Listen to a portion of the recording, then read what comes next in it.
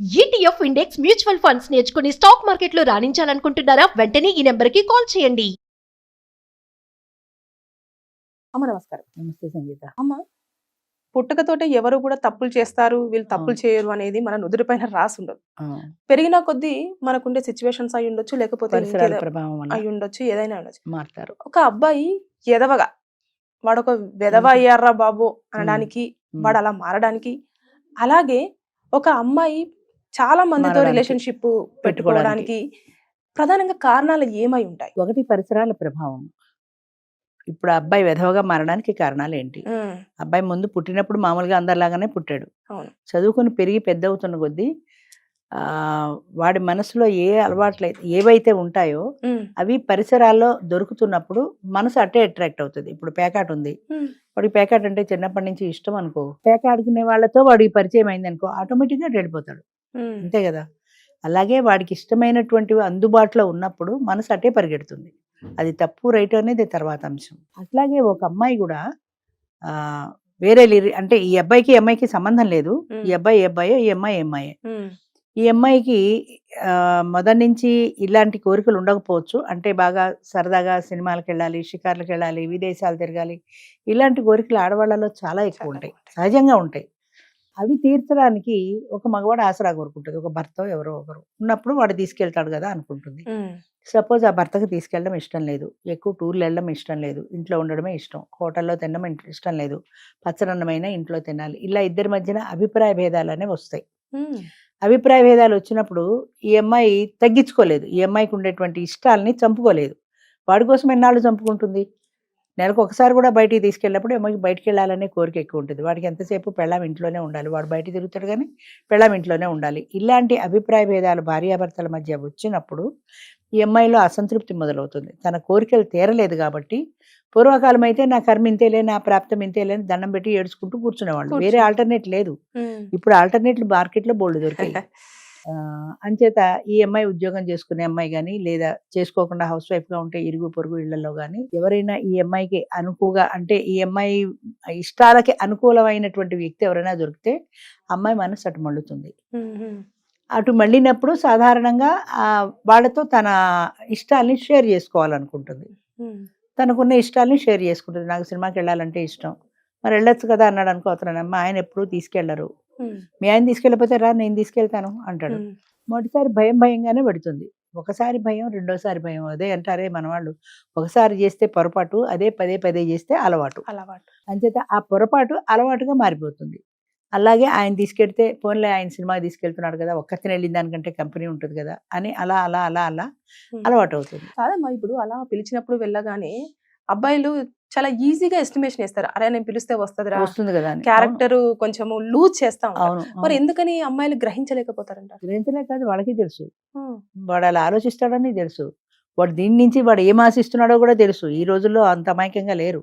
25 ఏళ్ళు వచ్చిన ఆడది వాడు ఊరికే నన్ను సినిమాకి తీసుకెళ్ళటం లేదని తెలుసు, వాడు భుజం మీద చేయేస్తాడని తెలుసు, వేస్తే వేసాడని నష్టం ఏంటి? అంచేత అది బాగానే ఉంది కదా నాకు. రెండోది ఏంటంటే వాడు భుజం మీద చేయేస్తే బాగానే ఉంది కదా నాకు. ఆ బాగానే ఉండడం ఒకటి. అంటే పూర్వం అయితే పరపురుషుడు ఒంటి మీద చేస్తే తేళ్లు జర్లు పాకినట్టు కంపరంగా ఉండేది. ఇప్పుడు కంపరంగా లేదు, బాగానే ఉంది.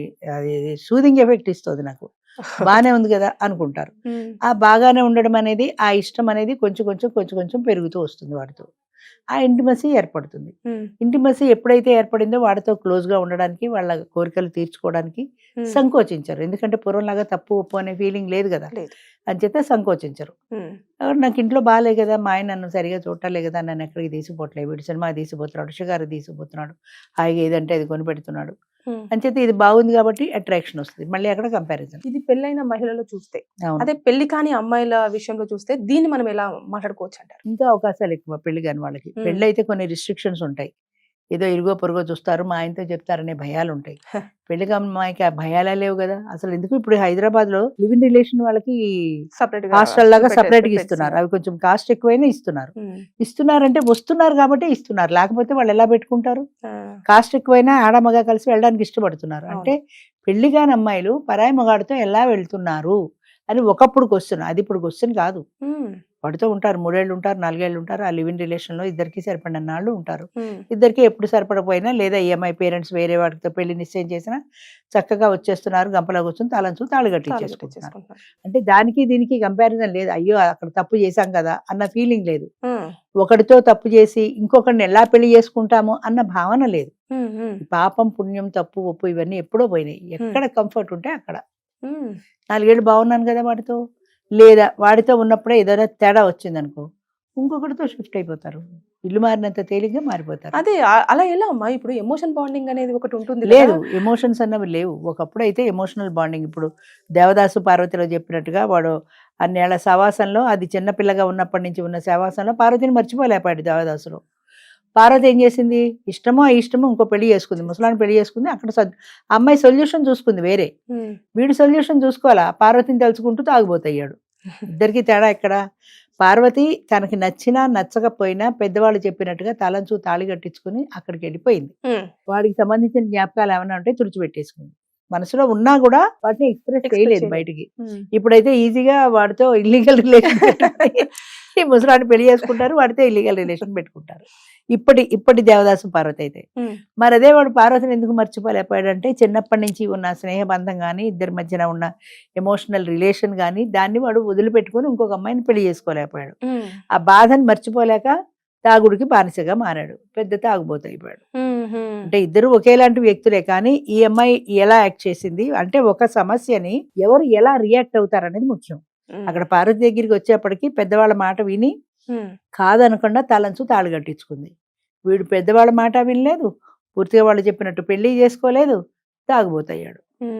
సమస్య ఇద్దరిది ఒకటే, కానీ పరిష్కారాల దగ్గరికి వచ్చేప్పటికి ఈ అమ్మాయి యాంగిల్ వేరు, ఆ అబ్బాయి యాంగిల్ వేరు. సో ఏదొచ్చినా సరే మనం పరిష్కరించుకోవడంలోనే ఉంటుంది, పరిష్కారంలోనే ఉంటుంది. ఏ సమస్యకైనా మన పరిష్కారం ఏది? ఇప్పుడు ప్రతి సమస్యకి కూడా నేను అదే చెప్తా, ఒక పరిష్కారం కాదు, 4-5 పరిష్కారాలు ఉంటాయి. ఈ 4-5 పరిష్కారాల్లోనూ మనకి ఏది సూటబుల్ అవుతుంది, మనకి ఏది సూట్ అవుతుంది చూసి చాయిస్ ఉంటుంది, తెచ్చుకోవాలి. మనం అలా మనం ఏమనుకుంటాం అంటే మన మనసులో ఏ పరిష్కారం అయితే ఉందో అదే కావాలనుకుంటాం. అదే కరెక్ట్, అదే కావాలనుకుంటాం. మనం చాయిస్లోకి వెళ్ళాం, ఇదే కావాలి నాకు, ఈ పరిష్కారమే కావాలంటే ఆ పరిష్కారం దొరకదు. దొరకనప్పుడు తప్పుడు దారి పట్టేస్తారు అంతే. ఇప్పుడు పెళ్ళే ఉంది, ఈ పెళ్లి తప్ప వేరే మార్గం లేదు. ఇప్పట్లో లివ్ ఇన్ రిలేషన్లు ఫ్రెండ్షిప్లు లేవు. ఇక ఉన్న మార్గం ఏంటి? పూర్వం వాళ్ళకి భరించడం ఒకటే. విడాకులు లేవు కదా, విడాకులు తీసుకోవడానికి లేదు, పుట్టింటికి వెళ్ళడానికి లేదు, కష్టమో సుఖమో అక్కడే భరించడం, ఏడుపే కష్టమే. కానీ ఆల్టర్నేట్ లేదు వాళ్ళకి, ఆల్టర్నేట్ లేదు కాబట్టి భరిస్తూ అక్కడే ఉండేవాళ్ళు. వాడు తాగుబోతైనా తిరిగిపోతైనా ఏమైనా సరే భరించడం ఒక్కటే తెలుసు వాళ్ళకి. ఆల్టర్నేట్ లేదు కాబట్టి ఇప్పుడే ఉంది, బోల్డ్ ఆల్టర్నేట్లు ఉన్నాయి. వాడికి విడాకులు ఇచ్చేయచ్చు, ఇంకోటి పెళ్లి చేసుకోవచ్చు, లేదా వాడితో ఉంటూ ఇల్లీగల్ రిలేషన్ పెట్టుకోవచ్చు. చాయిస్లు ఎక్కువ ఉన్నాయి కదా. అప్పట్లో చాయిస్లు లేవు కాబట్టి అది పరపురుషుడితో మాట్లాడడమే తప్పు.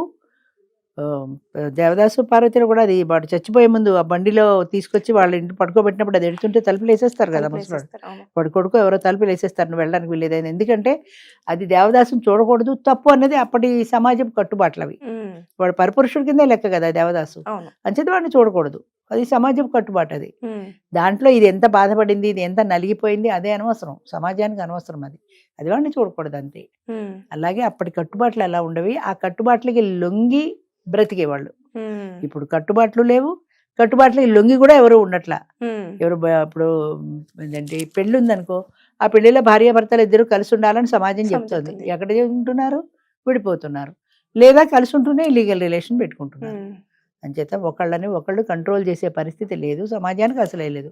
విశృంఖలత్వం పెరిగిపోయింది, ఎవరికి తోచినట్టు వాళ్ళు చేసుకుంటారు. సో ఎదవలవ్వడానికి ప్లస్ తర్వాత తప్పుడు తోవలగడానికి చాలా చాయిసెస్ ఎక్కువగా ఉండడం, ఆప్షన్స్ ఎక్కువ ఉన్నాయి కాబట్టి ఆటోమేటిక్ గా వెళ్ళిపోతారు. వాళ్ళు అనుకున్నదే అదే అంతే, అదే సొల్యూషన్ అనుకున్న వేలో వెళ్తున్నారు కాబట్టి ఇలాంటివన్నీ జరుగుతున్నాయి అంటారు. అంతే.